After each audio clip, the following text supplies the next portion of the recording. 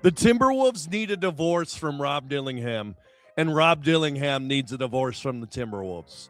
The Rob Dillingham experience in Minnesota has not gone the way Wolves fans had hoped when the Wolves traded up to get him and even gave up an unprotected 2031 first-round pick for him. Many fans thought they got the dream backcourt partner for Anthony Edwards and the point guard the Wolves have been seeking ever since Ricky Rubio's departure. Instead, what they got was an undersized guard who struggles finishing at the rim, an inconsistent shooter, and a guy who, although scrappy, is often too small to guard for his position. But before we get too far into the video, we're trying to get to 450 subscribers by the end of the month, so please subscribe if you like the content if you haven't already. Check out the podcast on this channel, and today's show is brought to you by 612tees.com.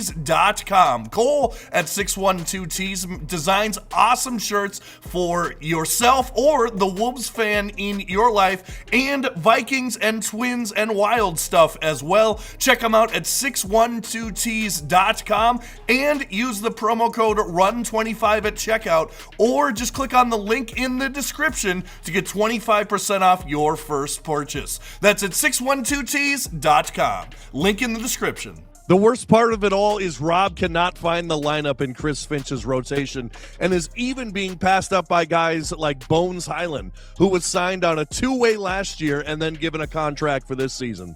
Even in games where Anthony Edwards does not play, like last night against the Warriors, Rob did not see the floor until garbage time.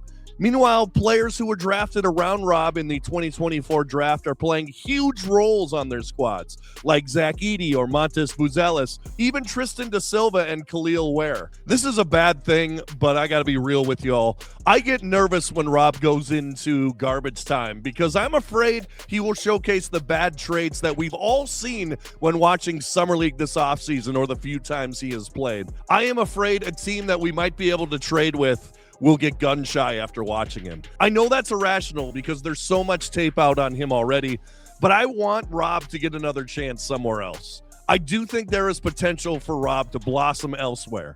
Andrew Dukowitz from Zone Coverage MN was on the podcast a few weeks ago and talked about what the main issue for Rob has been adjusting to the NBA. I think he just, unfortunately, in his life, right? Like, he's playing high school. He is the guy. They're not running plays. It's just Rob, go cook. He goes to Donda. It's Rob, go cook. He goes to Kentucky, comes off the bench, and his role is Rob, go cook. And now it's Rob, you're 5 inches shorter than everybody. You're weaker than everybody. Your speed isn't as good. You got to learn how to play the point guard position.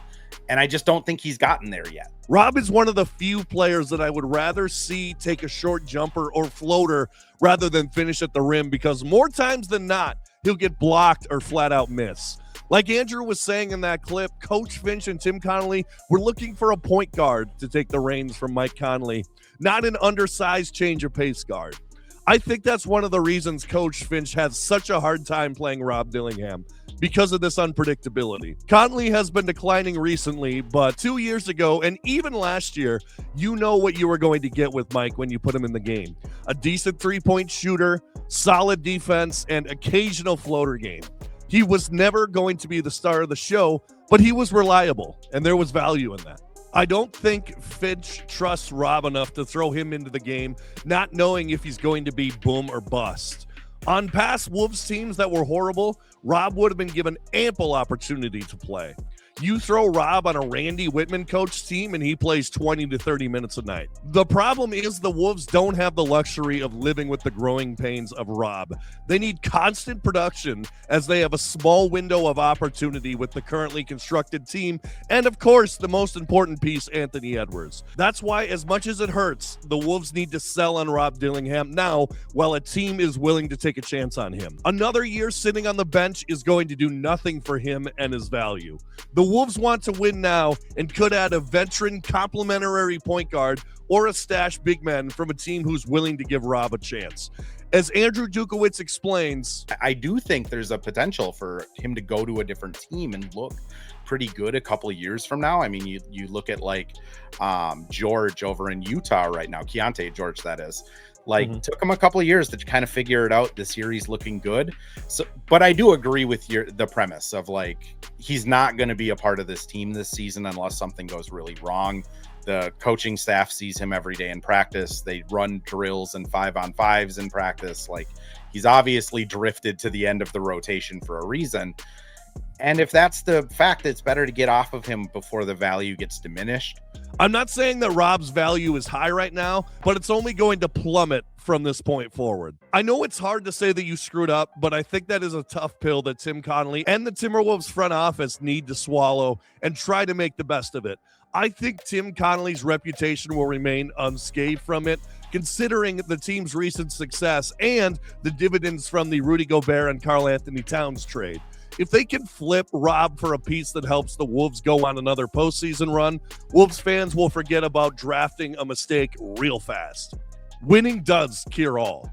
Additionally, Wolves fans can't play the regret game if Rob goes somewhere and succeeds. I find that Wolves fans play this game way too much. The amount of tweets I've seen fondling over Luka Garza in Boston or Nickeil Alexander in Atlanta.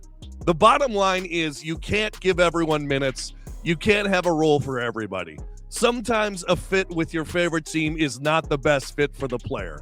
Just be happy that that player found a role and move on. This is what I hope happens for Rob. What team would be interested? I don't know. Maybe the Kings, maybe the Hornets, maybe the Jazz, a team that can afford to give him a chance. I hope the Wolves can trade him to a team that utilizes him correctly and can develop him, and in return, the Wolves can get a piece that helped them once again compete in the Western Conference. The Timberwolves' window to win a championship is open. Let's not waste it regretting the past. Anyway, guys, that's the video. Make sure to like, share, and subscribe, and comment down below. Do you want Rob off this team? And check out 612tees.com. Use promo code RUN25. Get 25% off your first order, or scan the QR code on the screen. Make sure to subscribe for the best Wolves content on the internet. We're going to be covering the trade deadline, the push for the playoffs, and beyond. So subscribe to Running with the Timberwolves. And as always, go Wolves.